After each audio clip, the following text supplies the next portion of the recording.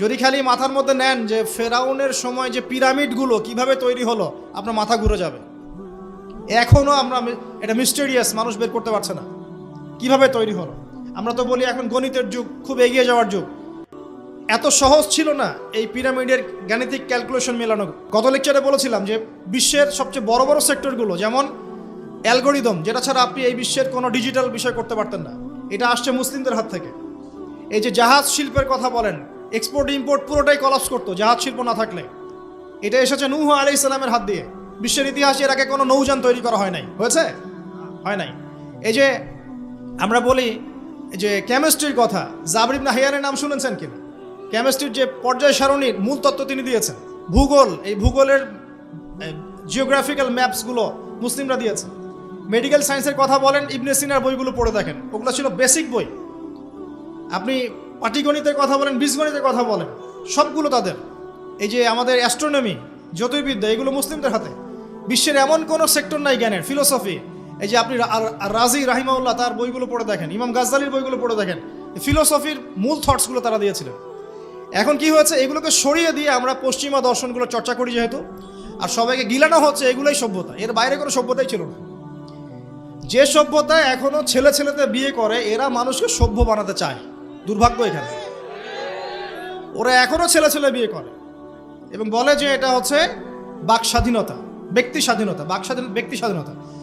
তো যে কওমে লুতকে এই সমকামিতার কারণে আল্লাহ পাক মাটিটা উপরে তুলে আবার ধসিয়ে দিলেন, ওখান থেকে আমাকে এখন মানবতার শিক্ষা শিখতে হচ্ছে। এরা মানবতার ধ্বজাধারী হয়ে আছে এখন, যাদের হাতে সারা বিশ্বের হাজার হাজার না লক্ষ লক্ষ মানুষের রক্ত লেগে আছে, রক্ত, ব্লাড।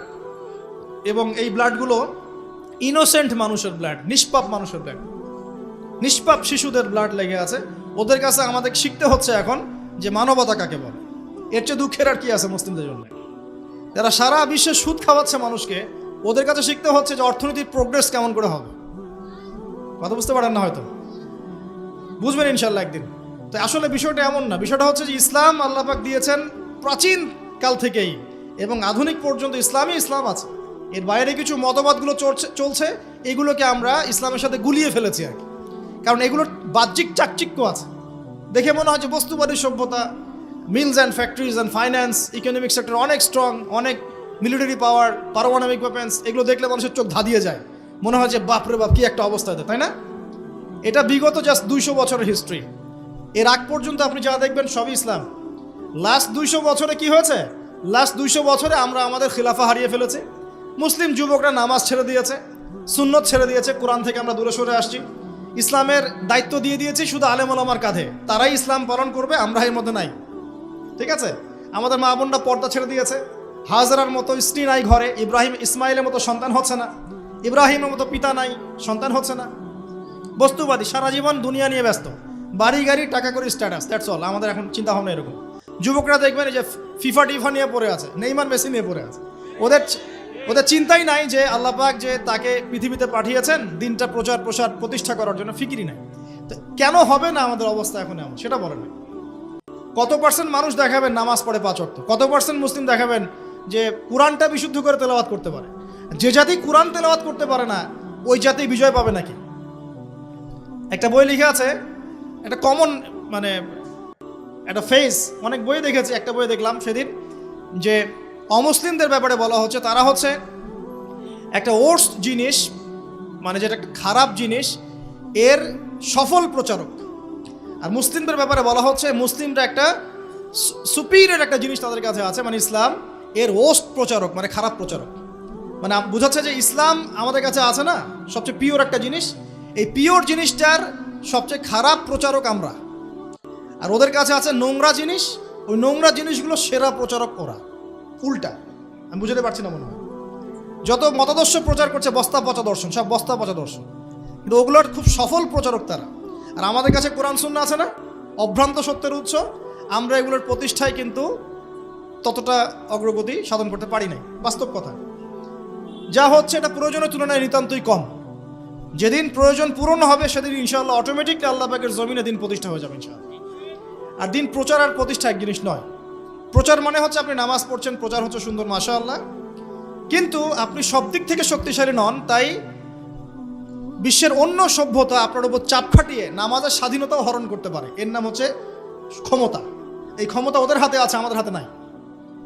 তো প্রতিষ্ঠা অন্য জিনিস। প্রতিষ্ঠা না হওয়া পর্যন্ত শান্তি নাই। প্রতিষ্ঠা না হওয়া পর্যন্ত ঘুমানোর সুযোগ নাই মুসলিমদের। প্রচার চলবে, প্রচার প্রতিষ্ঠা এক জিনিস নয়। প্রতিষ্ঠা না হওয়া পর্যন্ত হাল ছাড়া যাবে না ইনশাআল্লাহ তাআলা। যখন প্রতিষ্ঠা হবে তখন আপনি সুকুনের সাথে ঘুমাতে পারবেন। যতক্ষণ পর্যন্ত প্রতিষ্ঠা হয় নাই সমস্যা আছে। যতটুকু চলছে এটাও থাকবে না, এমনও হতে পারে, আল্লাহ না করুক। এখন আসেন, আমরা জানলাম যে ইসলাম চিরায়তকাল থেকে ছিল। নবী সাল্লাল্লাহু আলাইহি ওয়াসাল্লাম তাহলে কি করলেন? তিনি কি নতুন কোনো শরীয়ত নিয়ে আসলেন?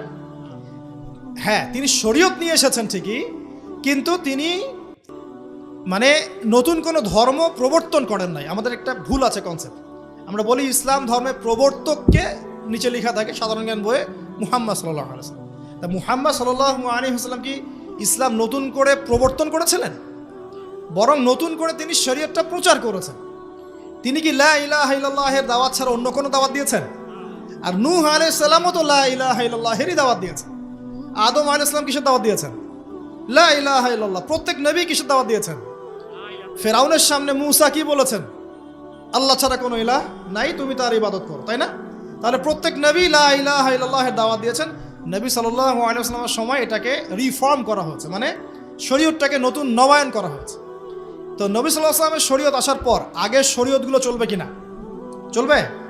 যদি কেউ মনে করে নবী সাল্লাল্লাহু আলাইহি ওয়াসাল্লামের শরীয়ত আসার পরেও আগেরগুলোও চলবে, তাহলে কুফরের মতো থাকবে, থাকবে না? এখন এখান থেকে আমি আপনাকে বাকি অর্ধেকের দিকে নিয়ে আসি। একটু খেয়াল করেন, নবী সাল্লাল্লাহু আলাইহি ওয়াসাল্লামের এই ইসলাম প্রচার প্রসার আর প্রতিষ্ঠা করতে 23 বছর লেগেছে। কত বছর? উনি যখন নবী হয়েছেন তখন আরবের সমাজটার মধ্যে শিরিক দিয়ে ভর্তি ছিল। শিরিক আর শিরক, যে কোনো এমন কোনো শিরিক নাই যেটা আরবে ছিল না আর কি। ঠিক আছে, স্ট্যাচু ওয়ার্শিপ হতে পারে, কবর পূজা হতে পারে, মৃত মানুষের পূজা হতে পারে, নাস্তিকতার চর্চা হতে পারে, সমস্ত শিরকের প্রকারভেদ আরবে ছিল।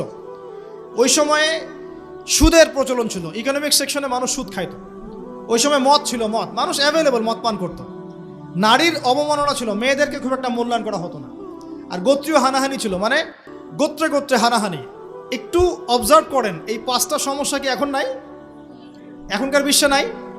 বরং শিরকের এখন গ্লোবালাইজেশন হয়েছে, হয় নাই? ইকোনমিক সেকশনে সুদের গ্লোবালাইজেশন হয়েছে না? এখন একটা জায়গায় সুদ সীমাবদ্ধ নেই, সারা বিশ্বের মানুষ খাচ্ছে, খাচ্ছে না? মাদক কি একটা জায়গায় সীমাবদ্ধ আছে?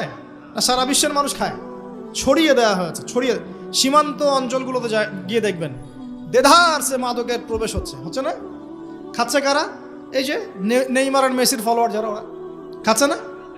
খাচ্ছে। এরা কি মুসলিম না মুসলিম? এদের বাবা মুসলিম না মুসলিম? তাহলে গরুর গোশত খেলেই যদি মুসলিম হয়, আর নাম আব্দুল্লাহ আব্দুর রহমান হলেই যদি মুসলিম হওয়া যায়, তাহলে আবু জেহেলও মুসলিম ছিল।